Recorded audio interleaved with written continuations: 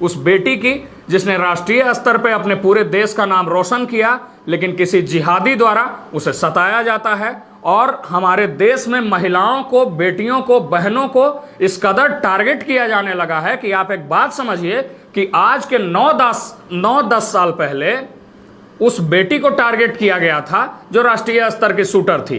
2014 में झारखंड के घरेलू हिंसा का एक बहुचर्चित केस होता है, जिसमें कि तारा शाहदेव जो भारतीय राष्ट्रीय स्तर की एक शूटर होती हैं, वो केस रजिस्टर करवाती हैं कि रकीबुल हसन हिंदू बन करके, रंजीत कोहली बन के उनका इस्तेमाल करने का कोशिश करता है।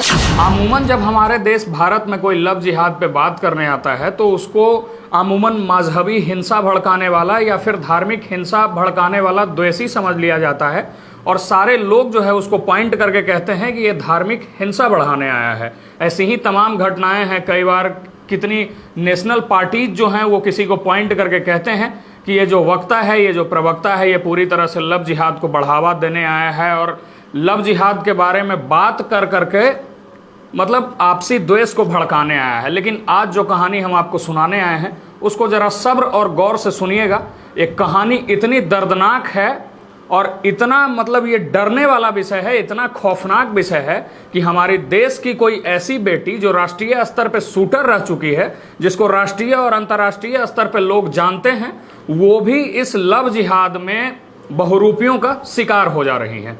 पूरी रिपोर्ट पे चर्चा करें उससे पहले औपचारिकता के लिए अपना परिचय दे दें। रमनिक राज नाम है हमारा और आप इस वीडियो को क्रिएटर बबुआ पे देख रहे होंगे। पूरा खबर बताएं उससे पहले आपको 9 साल पहले चलना होगा। 2014 में झारखंड के घरेलू हिंसा का एक बहुचर्चित केस होता है, जिसमें कि तारा शाहदेव जो भारतीय राष्ट्रीय स्तर की एक शूटर होती हैं, वो केस रजिस्टर करवाती हैं कि रकीबुल हसन हिंदू बन करके, रंजीत कोहली बन के उनका इस्तेमाल करने का कोशिश करता है और घरेलू हिंसा का शिकार उनको बनाता है। कई बार उनको मुसलमान मजहब जो है वो कबूल नहीं करने के कारण से तारा शाहदेव को कुत्तों से कटवाया जाता है, उसे पीटा जाता है और इतना उनके ऊपर में हिंसा किया जाता है जो कहने लायक नहीं है।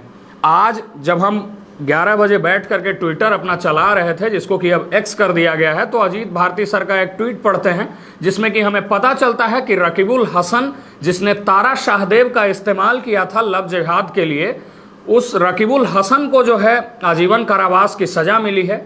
उनके साथी मुश्ताक अहमद जो ये पूरा जाल को फैलाए थे, जिन्होंने तारा शाहदेव को अपने यहाँ डिनर पर बुला करके उनको अपने आवेश में लिया था, फंसाया था, रकीबुल हसन ने वहीं उनको हिंदू बन करके जो है प्रपोज करने का काम किया था और उसके बाद उनकी शादी हुई उससे। और साथ ही साथ कौसर रानी जो रकीबुल हसन की माँ है, उनको भी 10 साल का सजा मिला है। पूरी कहानी यही थी कि तारा शाहदेव जो है वो झारखंड की बेटी हैं और एक राष्ट्रीय स्तर की शूटर हुआ करती थी। वो जब अपने शूटिंग हब पे जाती थी प्रैक्टिस के लिए, तब सुजीत सिंह, मुश्ताक अहमद के साथ में रकीबुल हसन जो कि अपना पहचान रंजीत कोहली के नाम पे दर्ज किए हुए था, वो जाकर के उन्हें देखता था।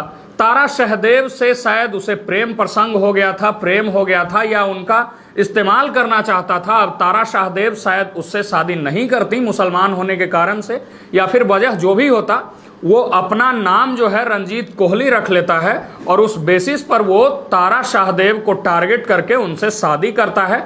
उसके बाद कई महीनों के बाद जो है गतिविधियां बदलने लगती है। रंजीत कोहली जो बहुरूपिया बना हुआ था रकीबुल हसन, उसने इनको तारा शाहदेव को मुसलमान धर्म कबूल करने के लिए कहा, जिस पर कि ये जब एग्री नहीं होती हैं तो इनके ऊपर में हिंसा किया जाता है और इनका इस्तेमाल किया जाता है। उसके बाद ये डिस्ट्रिक्ट कोर्ट में जाती हैं और जो हिंसा का जो कोर्ट होता है उसमें घरेलू हिंसा वाले डोमेस्टिक वायलेंट कोर्ट में जाती हैं, वहां जाकर के सारा माजरा बताती हैं और केस रजिस्टर करवाती हैं। उसके बाद इनको कई सालों तक सताया जाता है।